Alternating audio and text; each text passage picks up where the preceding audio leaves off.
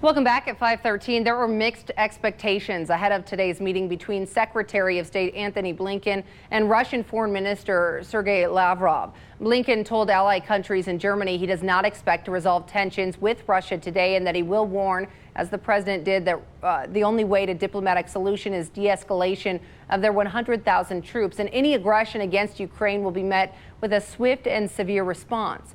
Russia wants guarantees that Ukraine and other former Soviet states will not be allowed into NATO. President Biden believes Russia could invade Ukraine at any moment.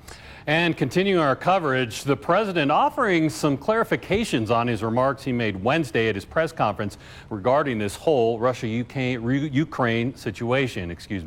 Now, Thursday, the president saying if any of the assembled Russian units move across the Ukraine border, that will be considered an invasion and will be met with severe and coordinated economic response from not only the U.S. but our NATO allies. Now, on Wednesday, the president said a minor incursion by Russia would elicit a lesser response than a full-scale invasion of Ukraine would. And President Biden saying yesterday he's clearly laid out the potential consequences with Vladimir Putin to all this.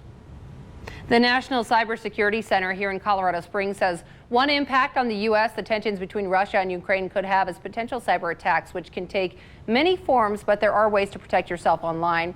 You make sure you have two-factor authentication for your accounts, long and complicated passwords, and all of your important messages and documents backed up and encrypted. One of the biggest ways to stay secure is to stay up to date with software updates. Updating software is important because when your software is updated, old patches and exploits that cyber criminals might exploit are patched over. So make sure to do that. Setting reminders to update your software will help prevent unwanted access on your device, but most importantly, just don't click on anything that looks suspicious.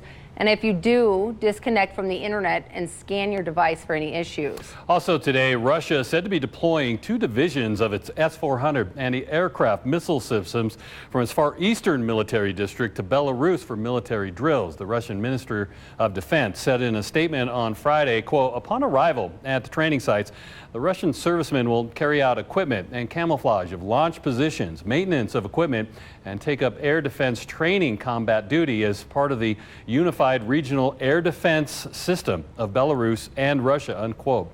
The 2 divisions are expected to arrive well ahead of a planned joint exercise between Belarus and Russia that's scheduled for February 10th through the 20th, the minister added. 5:16.